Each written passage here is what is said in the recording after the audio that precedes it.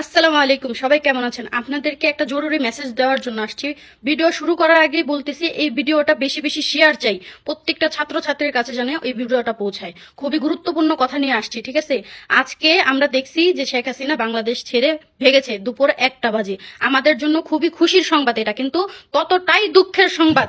কারণ ও যখন গিয়েছে বাংলাদেশ ছেড়ে, ওর মানুষকেই কিন্তু ক্ষমতা দিয়ে গিয়েছে। সে নাকি তার ভাগ্নি জামাই কি হয় যতটুকু আমি জানি না, কিন্তু তার সাথে ওই সেনাবাহিনীর লোক এর আগেও 3 বছর কাজ করেছে। মানে ও ওর কুত্তার কাছেই দিয়ে গেছে, ঠিক আছে?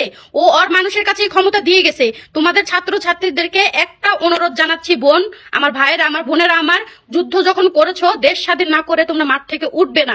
তোমাদেরকে হাজারবার আমি অনুরোধ করতেছি, আমরা যেমন বিদেশ থেকে রিমিটেন্স যোদ্ধারা যুদ্ধ করতেছি তোমাদেরকে স্বাধীনতা দেওয়ার জন্য, তোমরাও একটু চেষ্টা করো। এত দূর এগিয়েছো, এত দূর, আমরা যেহেতু অশিক্ষিত আমাদেরকে বলেই দিছে, শেষমেশ মূর্খর মতো কাজ করো না আমার বোন আমার, ভাই আমার, মাঠ থেকে উঠো না। যে পর্যন্ত আমরা যোগ্য সরকার না পাইতেছি, যোগ্য একজন নেত্রী না পাইতেছি যে ওই শেখ হাসিনার চেয়ারে বসছে, ওই পর্যন্ত মাঠ থেকে উঠবা না। খোদার কসম করে বলতেছি, এখন যদি সেনাবাহিনীদের কথা শুনে নিজেদেরকে গুটিয়ে নাও, নিজেদেরকে গুটিয়ে নিয়ে ঘরে ফিরে যাও, খোদার কসম খুঁজে খুঁজে মারবে, খুঁজে খুঁজে মারবে। যেই পুলিশের কাছে আমরা সেফ না, যেই পুলিশরা প্রত্যেকটা মায়ের বুক খালি করছে, যেই পুলিশরা আজকে আমাদের ভাইদের বুকে গুলি করছে, যে আমার বোনদের বুকে গুলি করছে, এত রক্তারক্তি ঘটাইছে, সেই সেনাবাহিনীর কথায় আমরা কিভাবে ঘরে ফিরে যাব? ঘরে ফিরে যাওয়া যাবে না, মানে যাবেই না।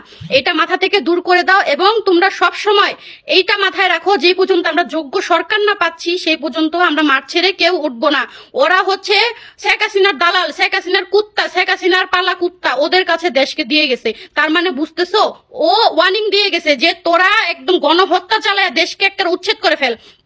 ওদের কাছে ক্ষমতা দেওয়ার একটাই কারণ, মানে আমি আমার অ্যাসিস্ট্যান্টকে ক্ষমতা দিছি যে আমার জীবন আগে বাঁচাই, তাই সে লুকিয়ে গেছে, সে পালাইয়া গেছে।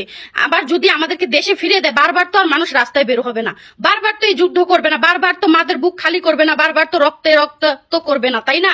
তাই ও চলে গেছে যে তুই আগে শান্ত কর, ঠিক আছে? ওর কুত্তা বিলের কাছেই এই সমস্যাটা দিয়ে গেছে, এই ক্ষমতাটা দিয়ে গেছে যে তোরা দেশটাকে শান্ত কর, সবাই ঘরে ফিরে যাক, সবাই তোদের কথাটা মেনে নিক, তারপরে দেখবা দেশ শান্তি হলে এই শেখ হাসিনা আবার ফিরে আসবে, আবার সবার উপরে হুকুমত চালাবে, আবার এরকম গণহত্যা চালাবে, আবার মানুষ খুঁজে খুঁজে মারবে।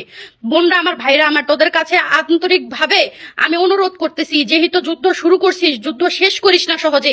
এই মাঠ থেকে ততক্ষণ উঠিস না যতক্ষণ আমাদের একজন যোগ্য নেত্রী না পাচ্ছি, যোগ্য সরকার না পাচ্ছি, যোগ্য সরকার চ্যানেলে আমরা দেখতে না পাচ্ছি, সেই পর্যন্ত এখান থেকে উঠিস না। তোদের কাছে একটাই অনুরোধ, একটাই আবেদন, এই ভিডিওটা আমি কোনো ভিডিও শেয়ার করতে বলি নাই, কিন্তু এই ভিডিওটা প্রত্যেকটা ছাত্র ছাত্রীর কাছে ছড়িয়ে দে, প্রত্যেকটা মানুষের কাছে ছড়িয়ে দে, প্রত্যেকটা প্রবাসীর কাছে ছড়িয়ে দে। আর প্রবাসীদের জন্য মেসেজ, ভাইরা আমার, বোনেরা আমার, এই পর্যন্ত আমরা যুদ্ধ করছি, রিমিটেন্স বন্ধ রাখছি, আগামীতেও রাখি। আপনাদের কাছে করজোর অনুরোধ করতেছি, হাত জোর করে অনুরোধ করতেছি, যে এই পর্যন্ত আমরা যোগ্য সরকার না পাই, ওই পর্যন্ত বাংলাদেশে রিমিটেন্স কেউ দিবেন না।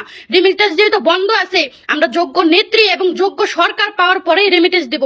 বাংলাদেশ যেমন আমরা ক্ষতিগ্রস্ত করছি, আমরাই পারবো বাংলাদেশ আবার সচ্ছলতা বোধ করাইতে, বাংলাদেশের আবার উন্নত করতে। ইনশাল্লাহ আমরা করবো, করে দেখিয়েছি, আগেও দেখিয়েছি, সামনেও দেখাবো ইনশাল্লাহ।